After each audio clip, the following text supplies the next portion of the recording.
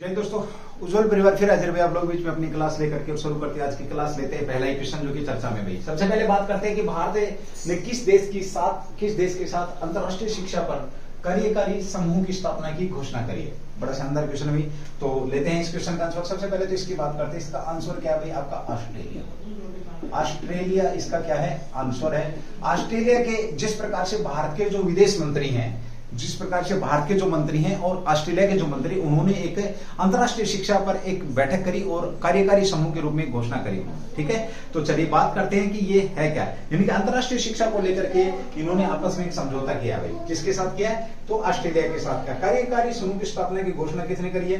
तो केंद्रीय जो शिक्षा मंत्री हैं, केंद्रीय जो शिक्षा मंत्री, माफी चाहूंगा आपसे, मैंने बोल दिया था कि भाई आपका विदेश मंत्री। तो केंद्रीय शिक्षा मंत्री कौन है वर्तमान में? तो धर्मेंद्र जो प्रधान साहब आपके, धर्मेंद्र प्रधान।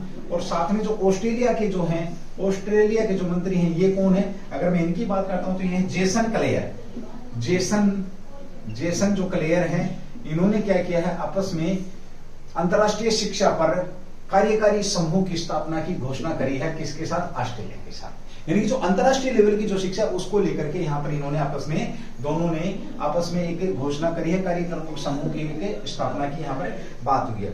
उद्देश्य क्या है इसका? नियमन सेटिंग्स की साझा बनाना और संस्थानों को दो तरफा गतिशीलता, यानी कि जो संसाधन है शिक्षा वाले, उनको दोनों तरफ से क्या करना? गतिशीलता क्या कराना भाई? उपलब्ध कराना। ये भी यहाँ पे ध्यान देना। दोनों तरफ से गतिशीलता का मतलब ये है, यानी कि अगर कोई भारत का व्यक्ति वहां पर अगर शिक्षा ले रहा, अंतर्राष्ट्रीय लेवल पर शिक्षा ले रहा, तो वहां पर उसको क्या किया जाएगा? एक किस्म से कह सकते हैं हम उसको, क्या जो सहायता दी जाएगी, एज पर पॉसिबल कह सकते हैं। साथ में यानी कि जो भी मदद रहेगी वो मदद वहां पर दी जाएगी। ठीक उसी प्रकार से अगर कोई ऑस्ट्रेलिया की यूनिवर्सिटी अगर भारत के साथ काम करे तो उसकी भी एक किस्म से कह सकते हैं मदद की जाएगी। ये यहाँ पर ध्यान रखने वाली बात है। ठीक है, तो अगर हम बात करते हैं कार्यकारी समूह की स्थापना की, तो ये दोनों ने मिलकर के किया कार्यकारी समूह, और उद्देश्य मैंने आप लोगों को यहाँ पर बता दिया। अब बात जब आती है किसकी भाई? शिक्षा की बात आती है। तो शिक्षा की बात करते हैं तो आप लोगों को पता, नई शिक्षा नीति भाई आपकी, नई जो शिक्षा नीति है ये चर्चा में है। तो नई शिक्षा नीति कब आपकी? 2020 भाई, 2020 आपकी नई शिक्षा नीति चर्चा में। ठीक है, ओके। अब एक क्वेश्चन और बनता है कि नई शिक्षा नीति ने किस शिक्षा नीति में बदलाव किया था? तो 1986 के अंदर जो आपकी शिक्षा नीति थी, इस शिक्षा नीति में इसने 10+2 वाली जो शिक्षा नीति थी, इसके अंदर क्या किया था? बदलाव किया था, याद रखना। और जब नीति की बात आ रही है, शिक्षा नीति की बात आ रही है, तो एक आपका हिस्ट्री का और डब्बे वाला क्वेश्चन यहाँ पे बनता है कि किस व्यक्ति ने भारत में अंग्रेजी शिक्षा को मतलब कह सकते हैं समर्थन दिया था? तो राजा राम मोहन राय ने भाई। राजा राम मोहन राय अंग्रेजी शिक्षा के क्या थे? समर्थक थे, बहुत बड़े समर्थक थे। ये भी ध्यान यहाँ पर रखना है। ठीक है, चलिए अगली बात करते हैं। जब शिक्षा की बात आ रही है, जब हमने शिक्षा मंत्री की बात करी, तो शिक्षा मंत्री आपके कौन है? धर्मेंद्र प्रधान है। ठीक है, किस नीति में बदलाव आपका? तो 1986 की शिक्षा नीति में इन्होंने क्या क्या बदलाव किया? एक आपका अंतरराष्ट्रीय आपका राष्ट्रीय शिक्षा, राष्ट्रीय जो शिक्षा मंत्री कह सकते हो, जो राज्यों के शिक्षा मंत्रियों की बैठक थी, राष्ट्रीय शिक्षा मंत्रियों का, पूरे देश के शिक्षा मंत्रियों का क्या था? शिक्षा मंत्रियों की एक बैठक थी, या कह सकते हैं कहां पर की गई थी आपकी? तो ये गुजरात के अंदर की गई थी कि किस प्रकार से नई शिक्षा नीति को कहां पर यहाँ पर लागू किया जाए। ठीक है, साथ ही एक क्वेश्चन यहाँ पे बनता है आपका कि 21वीं सदी के जो स्टूडेंट है उनको किस आधार पर पढ़ाना चाहिए। यहाँ पर अभी टीचरों के लिए ट्रेनिंग प्रोग्राम शुरू किया है, जिसमें कहा गया है कि अनुभव के आधार पर जो आप लोग पढ़ रहे हैं, आप लोगों को शिक्षा किस प्रकार से देनी चाहिए? तो अनुभव के आधार पर आप लोगों को शिक्षा देनी चाहिए। ये भी यहाँ पर शानदार क्वेश्चन बनता है। जब ऑस्ट्रेलिया की बात आती है, एक क्वेश्चन यहाँ पे आप लोगों के लिए, ऑस्ट्रेलिया के साथ भारत कौन सा युद्ध अभ्यास करता? बहुत बार बताया भाई, मुझे ये तो चाहिए युद्ध अभ्यास करता है, ये आंसर आप लोगों से चाहिए। डब्बे वाला क्वेश्चन आपका ये भी। साथ में अगर मैं बात करूं तो हाल ही में चर्चा में थी, ऑस्ट्रेलिया ने किसको मारने की बात कही थी? तो ऑस्ट्रेलिया ने बात करी थी मधुमक्खियों को मारने की बात करी थी, क्योंकि ये एक रोग को फैला रही थी।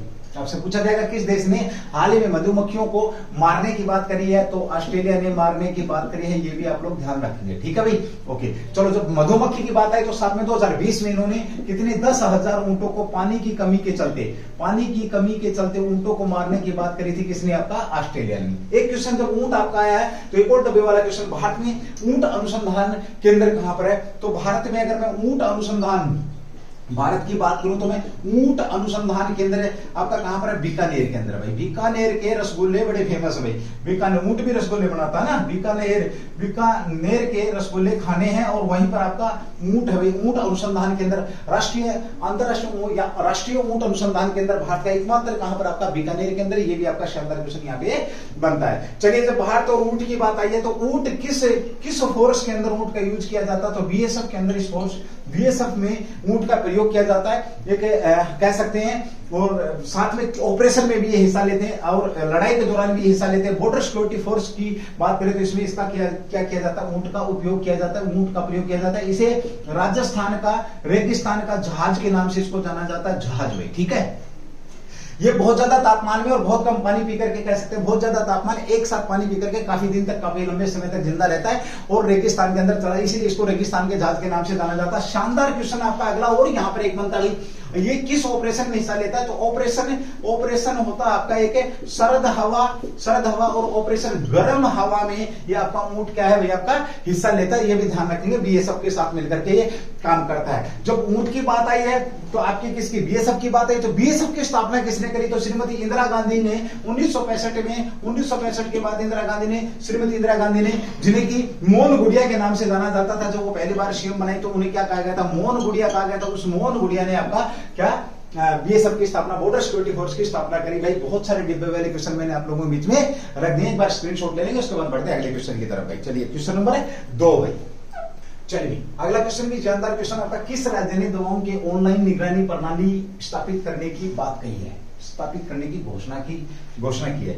देखिए, ऑनलाइन निगरानी यानी कि जो आपके सरकारी, जो आपके चिकित्सा संस्थान है, कौन से चिकित्सा संस्थान भाई, आपके सरकारी जो चिकित्सक संस्थान है, सरकारी यानी कि जो सरकारी हॉस्पिटल हैं आपके, इन हॉस्पिटलों में दवाई की जो डिलीवरी है, दवाई की डिलीवरी पर क्या करना भाई, दवाइयों की डिलीवरी पर, दवाइयों की पहुंच पर या डिलीवरी पर, पहुंच पर या डिलीवरी पर क्या किया गया, एक निगरानी रखने के लिए यहाँ पर इन्होंने ऑनलाइन प्रणाली का क्या गठन किया गया है, कह सकते हैं आप लोग।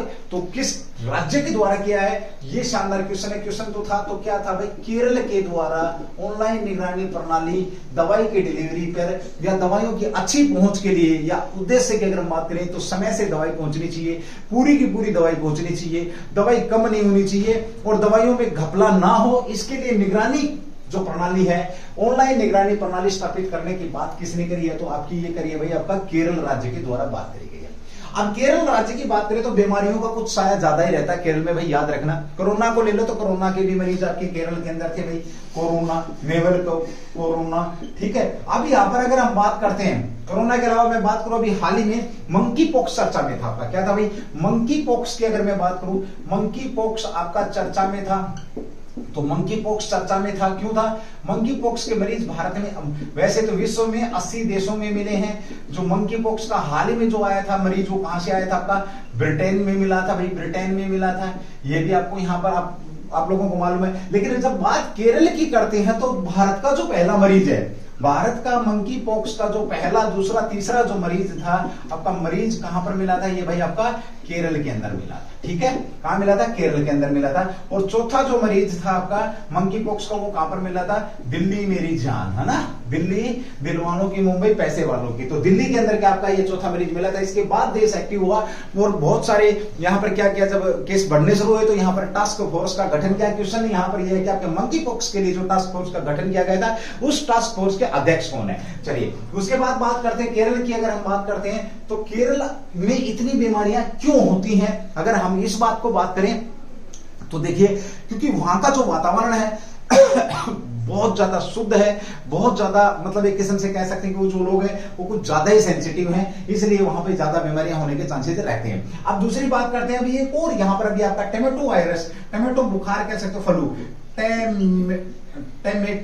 टमेटो जो फ्लू है, टमेटो फ्लू चर्चा में है। इसका भी जो मरीज पाया गया, टमेटो फ्लू का जो मरीज पाया गया, ये भी आपका कहां पर पाया गया है, तो ये भी केरल के अंदर पहला केस मिला था भाई, केरल में मिला था। कहां पर मिला था आपका, मई को पहला केस मिला था, 6 मई 2022 को टोमेटो फ्लू का भी केस मिला था। और आपको बता दूं जुलाई के अंदर यही केस बढ़कर के जो बच्चों की संख्या 82 से ज्यादा हो गई थी, याद रखना। तो इस वजह से अभी जो केरल है स्वास्थ्य की तरफ ध्यान दे रहा है और ये क्या कर रहा है, तो दवाइयों की जो डिलीवरी है, दवाइयों को ठीक से पहुंच सुनिश्चित करने के लिए, दवाइयों का ठीक ठाक से उपयोग हो सके, सरकारी चिकित्सक जो संस्थानों में ऑनलाइन निगरानी प्रणाली की स्थापना करने जा रहा है। आपका कौन घोषणा करी, किसके द्वारा करी गई है, तो केरल सरकार के द्वारा। एक बार स्क्रीनशॉट लेंगे एंड देन बढ़ते हैं अगले क्वेश्चन की तरफ। Question number 3। चलिए अगले क्वेश्चन आपका टोमेटो, जो पीछे बात जिक्र किया था मैंने हल्का सा, टोमेटो जो फ्लू चर्चा में है, तो ये क्यों चर्चा में? अभी हाल ही में एक रिपोर्ट आई है भाई, एक रिपोर्ट आई आपकी कब, 17 अगस्त की एक रिपोर्ट है। इस रिपोर्ट में क्या कहा गया है, सबसे पहले मैं बता दूं इस रिपोर्ट की जो चर्चा में क्यों है, तो उसकी बात करता हूं। चर्चा में एक इस रिपोर्ट में कहा गया कि अब तक ये जो फ्लू था ये किसमें ज्यादा प्रभावित कर रहा था, किसको ज्यादा प्रभावित कर रहा था, तो ये बच्चों को प्रभावित कर रहा था। सबसे पहले तो बात ये है, प्रभावित कर रहा था। अब ये कहा गया कि अगर इस पर कंट्रोल नहीं किया गया तो ये वयस्कों में भी पहुंच सकता है, वयस्कों में भी पहुंच जाएगा। आपका है क्या, ये आपका बुखार है, कह सकते हो बुखार है। बुखार के साथ अगर मैं बात करूं तो लाल धब्बे और फफोले बनते हैं। क्या बनते हैं, लाल जो धब्बे हैं, लाल धब्बे व फफोले बनते हैं, फफोले बनते हैं बच्चों में। जैसे गंदा नैपकिन वगैरह यूज करने से, गंदगी जहां पे जो गीलापन रहता है उस वजह से ये बनते हैं। तो अभी तक तो किसके अंदर है, ये बच्चों के अंदर है। अभी हाल ही में एक रिपोर्ट आई आपकी 17 अगस्त को, और एक पत्रिका है द लासेंट, आपकी कौन सी पत्रिका ने रिपोर्ट दी है भाई, ये जो पत्रिका है आपकी the Lancet respiratory medicine, the Lancet respiratory medicine पत्रिका ने एक रिपोर्ट दी और उसने क्या बोला कि अब ये वयस्कों में भी पहुंच सकता है। ठीक है, अब बात करते हैं कि ये फ्लू है क्या। सबसे पहले मैं बात करूं इसका जो पहला केस था, मैंने अभी थोड़ी देर पहले भी बताया था आपको, पहला केस भारत में कहां पर मिला था, तो केरल के अंदर मिला था। केरल में आपका कब मिला था, 6 मई 2022 को पहला केस मिला था। ठीक है भाई, ओके। बुखार है आपका, हालांकि यहां पे हम एक बात कर सकते हैं, नोट डाल के आप लिख सकते हो, यह जानलेवा बीमारी नहीं है, जानलेवा बीमारी नहीं है, लेकिन संक्रमण फैला सकती है। संक्रमण तो होता ही है भाई, बंदा परेशान तो होता ही है। ठीक है, ओके। पहला केस मिला, उसी में जुलाई में जो आपके केसों की संख्या की अगर मैं बात करूं, जुलाई में आपके 26 जुलाई को 5 वर्ष से कम आयु के जो बच्चे थे, 26 जुलाई को, कब भाई आपका 26 जुलाई को 5 वर्ष से जो कम आयु के बच्चे थे, ये 86 केस आपके यहाँ पर, मैंने पीछे आपको शायद 82 बता दिए थे, हाँ 82 ही है भाई, 82 केस आपके यहाँ पर बच्चों के मिल गए थे। ठीक है, लक्षण की अगर हम बात करते तो लाल धब्बे, बुखार, और ये रिपोर्ट ने क्या बोला अभी कि ये वयस्कों में पहुंच सकता है, इसलिए इसको क्या करना चाहिए, कंट्रोल करना चाहिए, और इस पर क्या होना चाहिए भाई, अपना ध्यान देना चाहिए। इसके बारे में लोगों को जागरूकता फैलानी चाहिए ताकि ये ज्यादा ना फैले, जागरूकता फैलानी चाहिए ताकि लोगों के बीच में ये ज्यादा से ज्यादा बीमारी अपनी ना पहुंचे। तो टोमेटो फ्लू आपका चर्चा में क्यों है, ये आपको बता दिया। कहां पर पहला आपका जो मरीज मिला था, तो ये भी आपको मालूम है कहां पर है, केरल के अंदर। एक बार इसका स्क्रीनशॉट ले लेंगे, उसके बाद बढ़ते हैं क्वेश्चन नंबर 4 की तरफ भाई। चलिए अगला क्वेश्चन आपका, किस राज्य ने अब कंपनियां को स्कूल चलाने की परमिशन दे दी। सबसे पहले तो बात करें कि किस राज्य ने आपको अभी अपनी कंपनियां जो है, कंपनियों को विद्यालय चलाने की परमिशन दे दी। चर्चा भी आपकी, ठीक है। अब किस राज्य की अगर हम बात करते हैं, तो अगर हम बात करें तो यूपी ने भी ऐसा किया है। किसने किया आपका, यूपी ने भी हाल ही में कंपनियों को माध्यमिक स्कूल चलाने की परमिशन दे दी। किस प्रकार का स्कूल चलाने की, माध्यमिक जो स्कूल है, माध्यमिक स्कूल चलाने की यहाँ पर क्या दे दी, परमिशन दे दी कि अब कंपनियां भी स्कूल चलाएंगी। अब तक नियम क्या था, अब तक जो कंपनी है, यानी कि जो लाभ प्राप्त करने वाली कंपनी है, लाभ प्राप्त करने वाली जो संस्थाएं हैं, वो संस्थाएं स्कूल नहीं चलाती थी। ठीक है, यानी कि कोई कंपनी स्कूल नहीं चला सकती थी। इसके लिए क्या चाहिए, या तो आपको सोसाइटी चाहिए, क्या चाहिए भाई, आपको सोसाइटी चाहिए, ठीक है, स्कूल चलाने के लिए, या फिर आप ट्रस्ट के अंडर, ट्रस्ट कोई भी ट्रस्ट जो है, यानी कि कोई भी लाभकारी संगठन, यानी कि जो कोई कमाई करना चाहता हो व्यक्ति स्कूल नहीं चलाएगा। लेकिन यूपी ने भी हाल ही में एक नियम निकाला, और नियम तो खैर वो पुराना ही था, उस नियम के तहत अभी अब स्कूल को चलाने के लिए जो परमिशन, जो आपकी रजिस्टर्ड जो कंपनियां हैं, उन कंपनियों को परमिशन दे दी। कहां पर भाई, यूपी के अंदर भाई, उत्तर प्रदेश के अंदर। ठीक है, माध्यमिक विद्यालय चलाएंगी। शर्तों में बड़ा बदलाव किया है। क्या किया? बहुत सारी शर्तों में बदलाव किया है। किस सरकार ने किया है? तो बदलाव की अगर हम बात करें स्कूल की, तो यूपी ने बदलाव किया। अधिनियम 2013 के तहत प्राप्तकर्ता कंपनी स्कूल मान्यता ले सकती है केवल किसके तहत भाई? आपका अधिनियम, जो अधिनियम 2013 के तहत केवल ट्रस्ट और सोसाइटी जिनके पास है वही स्कूल की मान्यता प्राप्त कर सकते हैं। लेकिन अब इनमें बदलाव करके कंपनियों को यह दे देगा। लेकिन नोट डाल के ध्यान रखना, नोट कंपनियां इसको लाभ के लिए नहीं चलाएंगे भाई। कंपनियां इसको लाभ के पर्पज से स्कूल को नहीं चलाएंगी। अब उन्हें सोसाइटी या ट्रस्ट गठन करने की आवश्यकता नहीं है, लेकिन लाभ इसमें नहीं कमा सकते हैं स्कूल के अंदर। और ये किसने किया? आपका तो यूपी के द्वारा किया गया है। ठीक है, कंपनी का मतलब जो है ये आपके बीच में है। और इसके लिए कंपनी को परमिशन लेनी पड़ेगी किस एक्ट के तहत भाई? अधिनियम 1860। अधिनियम जो है आपका शिक्षा का 1860 के तहत कंपनियों को परमिशन लेनी पड़ेगी। किसके लिए? स्कूल के लिए। ठीक है, और यहां पर जो आपकी कंपनी का मतलब यह है कि लाभ प्राप्त करने के लिए स्कूल नहीं चलाएंगे। और ये किसने बोला? अभी यूपी ने बोला, बुलडोजर बाबा ने बोला। आपको पता है यूपी के सीएम कौन है? योगी जो बाबा है आदित्यनाथ, योगी आदित्यनाथ सीएम साहब है। 37 वर्ष बाद इन्होंने 37 वर्ष का एक रिकॉर्ड तोड़ा कि कोई व्यक्ति दोबारा से सीएम बनाओ, कंटिन्यू। ठीक है, ओके, साथ में बात करते हैं। और ये आपका विधानसभा से हैं अब तक, ये भी एक इनकी विशेष बात है। और साथ में अगर हम बात करें तो यूपी के अंदर, तो यूपी में अभी इन्होंने ये अपना नियम बदला, स्कूल की शर्तों का नियम बदला, ये भी ध्यान रखेंगे। और यहां पर और एक बात करता हूं, यूपी के अंदर 5 आपके इंटरनेशनल एयरपोर्ट रखने वाला भी आपका यही है। सबसे ज्यादा लोकसभा की सीटें पूछे यूपी भाई, सबसे ज्यादा राज्यसभा की सीटें पूछे यूपी भाई, सबसे ज्यादा विधान परिषद की सीटें पूछे। यानी कि इसका मतलब यह है कि यूपी का जो विधानमंडल है कितने सदन का है? विधानमंडल की अगर मैं बात करूं तो 2 सदन है यूपी के विधानमंडल में। तो दूसरा कौन सा आपका? विधान परिषद। यहां पर बात आती है कि विधान परिषद, लोकसभा की सीट आप बता सकते हैं, राज्यसभा की सीट बता देंगे, लेकिन यूपी विधान परिषद की अगर सीटों की बात करूं तो ये कितनी है? याद रखना आपकी 100 है भाई। ठीक है, ओके, चलिए यहां पे एक शानदार डिब्बे वाला क्वेश्चन की कोई राज्य मैक्सिमम कितनी सीटें विधानसभा में रख सकता है? किसी राज्य की मैक्सिमम सीटें कितनी हो सकती हैं? विधानसभा की जो सीटें 500 से ज्यादा नहीं हो सकती भाई, 500 से ज्यादा नहीं हो सकती हैं। और मिनिमम की अगर मैं बात करता हूं तो मिनिमम विधानसभा के लिए कितनी सीटें चाहिए? आपकी 60 चाहिए। लेकिन बहुत से कुछ राज्यों में इन्हें एक्सेप्शनल रखा गया है। किसको? मिनिमम वाले को। मैक्सिमम तो है ही नहीं किसी के पास, इनके पास 403 है यूपी के अंदर। तो ये भी आपका शानदार क्वेश्चन है। इस राज्य ने अभी कंपनियां विद्यालय चलाने की बात करी तो माध्यमिक स्कूल को चलाएंगी, यूपी के अंदर चलाया जाएगा। और ये जो कंपनियां हैं लाभ के लिए नहीं चलाएंगे। इससे पहले 2013 अधिनियम के तहत परमिशन मिलती थी स्कूल चलाने की, तो अब उसके तहत क्या चाहिए था? सोसाइटी या ट्रस्ट चाहिए था। लेकिन अब 1860 अधिनियम के तहत ये इससे परमिशन लेंगे और कंपनी अपना स्कूल चला सकती है। लेकिन मैं फिर एक बार चौथी बार बोल रहा हूं कि कंपनी लाभ के लिए स्कूल नहीं चलाएंगी। ये इसकी संज्ञा में यहां पर ये इसके एक्सप्लेनेशन में दिया गया है। चलिए एक बार स्क्रीनशॉट देंगे, उसके बाद बढ़ते हैं अगले क्वेश्चन की तरफ भी। चलिए, वरिष्ठ नागरिक कल्याण निधि की स्थापना की यहां पर बात की गई है। किस राज्य ने इस निधि की स्थापना करी है? बात करते हैं किसकी? आपका वरिष्ठ नागरिक कल्याण निधि की स्थापना अभी किस राज्य द्वारा की गई है? चर्चा का विषय। सबसे पहले तो बात करते हैं, जैसा कि आप लोगों को पता, वरिष्ठ नागरिक की यहां पर बात हो रही है। ठीक है भाई, यानी कि इस भागदौड़ भरी जिंदगी में बड़ी भारी समस्या भाई।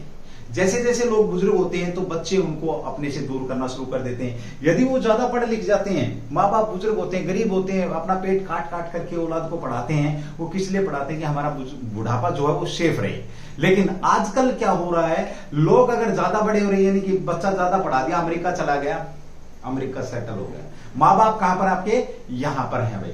ठीक है, या फिर अगर यही भारत में ही है तो उन्हें शर्म आती है अपने माँ बाप को अपने साथ रखने में। क्योंकि आजकल जो मैडमें आ रही हैं, खैर मैडमों की तो गलती मैं पूरी नहीं बताऊंगा, कहीं ना कहीं जो मैडमा है ना, यानी कि कहीं ना कहीं जो उनके पुत्र है, पुत्र रत्न जिनके पैदा होने की खुशी में उन्होंने थाली फोड़ बगाई थी, अगर हरियाणवी भाषा में बात करें तो कहीं ना कहीं उनका भी हाथ होता है इस बारे में। जो कि यहाँ पर ये जो बुजुर्ग लोग हैं भारत में, काफी हालात ऐसे हैं। अगर ग्रामीण बेस पे देखें तो लोगों की पहुंच नहीं है वहां तक। अगर आप हालत देखेंगे तो बहुत ज्यादा खराब हालात है। अब एक राज्य ने इस बात पर संज्ञान लिया कि जो बुढ़ापा है वो खराब नहीं होना चाहिए। हरियाणा ने तो पहले ही एक जुगाड़ कर दिया कि कम से कम भूखे तो नहीं मरे। उन्होंने क्या करी? पेंशन करी। यहाँ एक क्वेश्चन है मेरा, तकरीबन हरियाणा के लोग ही देख रहे हैं। कि हरियाणा ने जो बुढ़ापा पेंशन स्टार्ट की आरंभ करी गई थी वो किसके द्वारा हरियाणा में बुढ़ापा पेंशन को आरंभ किया गया था? ये क्वेश्चन तुम्हारे किस सीएम ने इसको आरंभ किया गया था? और मैं उस सीएम को सलाम करता हूं कि उसे उन्हें पता था कि आगे चल करके इस प्रकार की एक्टिविटी या इस प्रकार की हरकतें माँ बाप के साथ करने वाले हैं। और जब माँ बाप बुजुर्ग हो जाए क्योंकि बुढ़ापे में तो भाई लोग बीमार भी होंगे, ठीक, उन्हें दिखेगा भी नहीं, सुनेगा भी नहीं, वो 4 बार बात भी पूछेंगे, एक बात को हो सकता 10 बार भी रिपीटेशन में लेके आए। लेकिन कहीं ना कहीं बहुत सारी चीजें ऐसी हैं, मैं ये भी नहीं कहता कि सारी गलती यंगेस्ट की होती है, बट जो समय की जो मांग है उसके हिसाब से अगर हम बात करें तो अब इनके ऊपर ध्यान देना चाहिए भाई, बुजुर्गों की सेवा करनी चाहिए। ये मेरा इस क्वेश्चन के ऊपर 2-3 मिनट मैंने आपको, शायद पेपर में ना पूछे कि बुजुर्ग की सेवा करनी चाहिए कि नहीं चाहिए। बहुत से लोग सोच रहे हैं बकवास कर रहा है, बट चलो ठीक है, वो उनकी थिंक है। मुझे पता है कि कबाड़ी की दुकान पे कबाड़ा मिलेगा, बर्फी की दुकान पे, हलवाई की दुकान पे बर्फी मिलेंगे, ठीक है। तो जैसा दिमाग रखेगा वैसा ही बंदा सोचेगा। चलिए हम बात करते हैं अभी वरिष्ठ नागरिक के लिए। अब तो तुम मानने को तैयार हो गए क्योंकि अब सरकार ने भी इस बात को लेकर के क्या कर दिया है, काम करना शुरू कर दिया है। वरिष्ठ नागरिक कल्याण निधि की स्थापना कर रहा है। आपका कौन सा राज्य कर रहा है? तो भाई योगी बाबा, जय हो योगी आदित्यनाथ, जय हो बुलडोजर बाबा। इसने क्या किया है भाई, अभी जो लोग आपके जो वृद्ध आश्रम में रह रहे हैं, जो लोग जिन माता पिता जो या बेचारे जो बुजुर्ग व्यक्ति हैं आश्रम के अंदर छोड़ रखा है जिनको, तो आश्रम के अंदर वो ठीक प्रकार से रहें। आश्रमों में उनको क्या स्वास्थ्य का ख्याल रखा जाए,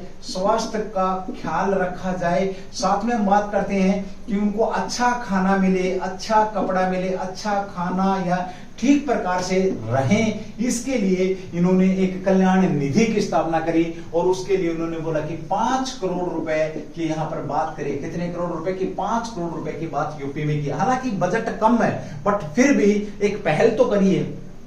किसी व्यक्ति ने बुजुर्गों को ध्यान में रखकर एक पहल तो करिए। आज आप सोच के देखिए, अपने गांव में या अपने आसपास सोच करके देखिए कि आपके गांव में कितने बुजुर्ग सुखी हैं। पहली बात तो ढूंढने से बुजुर्ग मिलेंगे, क्योंकि वो किसी ने बोला था, एक कवि ने एक बात बोली थी, बोले 21वीं सदी में ढूंढते रह जाओगे, बच्चों में बचपना, बूढ़ों में बुढ़ापा, जवानों में जवानी, ढूंढते रह जाओगे, 21वीं सदी में ढूंढते रह जाओगे। इसका मतलब ये होता है कि आजकल बच्चे का पता ही नहीं लगता कब समझदार हो जाता। जब समझदार जल्दी हो गया तो बचपन कब आया ये पता नहीं लगता, जब समझदार हो गया यानी कि जवान हो गया तो बुढ़ापा कब आया, जवान होते ही बूढ़ा हो गया तो फिर बुढ़ापा और जवानी का पता ही नहीं लगता है। इसीलिए किसी ने बहुत पहले ये बात कही थी, आज वो सत्य हो रही है, ठीक है। तो चलिए बात होती है आपकी यहाँ पर, तो यूपी के अंदर अभी किसी ने करी इसकी घोषणा, तो सीएम साहब ने करी। कहां पर करी है भाई?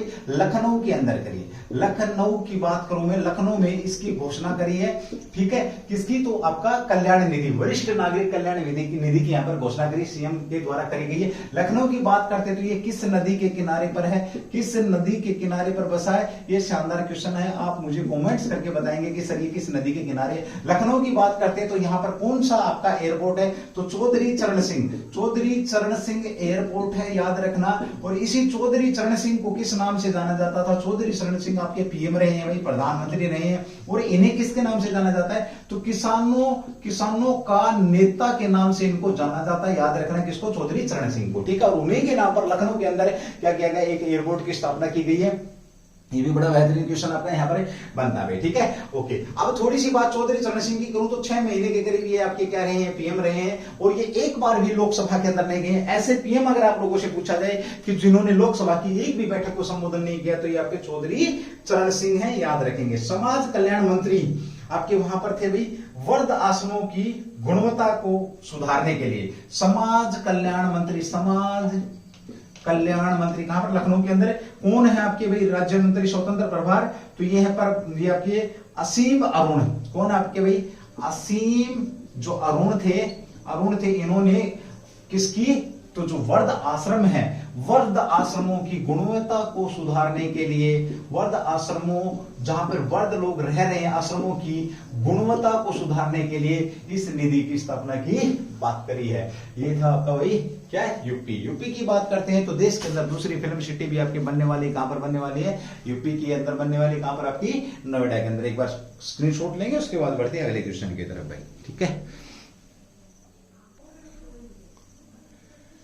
भारत ने किस देश के साथ अपने राजनीतिक संबंधों की 75वीं वर्षगांठ मनाई भाई, जो कि आपका चर्चा में है। भारत ने किस देश के साथ यानी कि अभी हाल ही में भारत ने अपने राजनीतिक संबंधों की 75वीं वर्षगांठ मनाई है।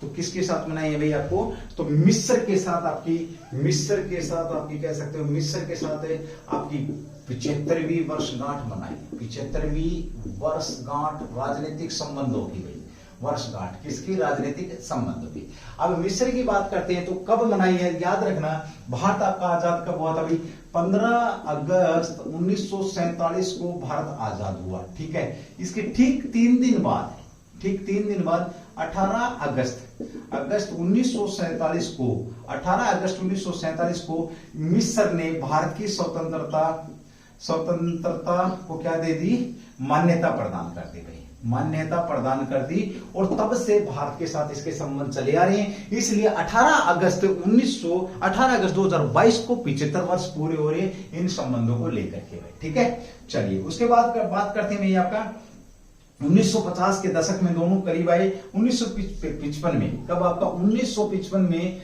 दोनों देशों में क्या हुई है आपकी, दोनों देशों के अंदर ऐतिहासिक मैत्री संधि हुई है। और आज अगर मैं बात करूं तो इस मिस्र में भारत की कम से कम 50 कंपनियां काम करती हैं, भारत की 50 कंपनियां काम करती हैं। और अगर मैं निवेश की बात करूं तो 3.15 अरब डॉलर का क्या कर रखा है, निवेश कर रखा है। और यहां मिस्र के 38,000 लोगों को क्या दे रखा है, रोजगार दे रखा है। किसने भी, भारत द्वारा रोजगार दे रखा मिस्र के लोगों को। ठीक है, कितनी कंपनियां काम कर रही हैं, तो 50 कंपनियां मिस्र में काम कर रही हैं। ये भी आपका शानदार क्वेश्चन यहाँ पे बनता है। ठीक है, 1960 के दशक में मिस्र के बीच रक्षा सहयोग भी यहां पर किया गया था। कब, 1960 के दशक में रक्षा सहयोग की भी यहां पर बात हो रही है। ठीक है, तो अभी हाल ही में कब आपका 18 अगस्त को 75 वर्ष कंप्लीट हुए हैं किसकी, तो राजनीतिक संबंधों की।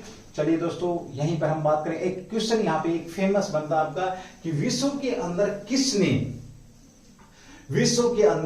किसने कब्रों पर सबसे ज्यादा पैसा खर्च किया, तो मिस्र के द्वारा भाई। कब्रों पर सबसे ज्यादा पैसे खर्च करने की बात करें तो मिस्र के द्वारा। मिस्र पिरामिड कहां पर, मिस्र के अंदर ही पिरामिड है, वहीं आपकी जो आप समझ रहे हैं कब्रें वहीं है भाई। ठीक है, ओके। दूसरी बात करते हैं यहां पर मिस्र की लाइफ लाइन के नाम से किस नहर को जाना जाता है, तो स्वेज नहर को इसकी लाइफ लाइन के नाम से जाना जाता है। ठीक है, चलिए ये था भाई आपका मिस्र के साथ राजनीतिक संबंधों का 75वीं वर्षगांठ। और आपको पता स्वतंत्रता की भी 75वीं वर्षगांठ मनाई गई है। बहुत बेहतरीन क्वेश्चन थे। चलिए, थैंक यू, जय हिंद, जय भारत। आज की क्लास आपकी यहीं तक रहने वाली है। Do the best.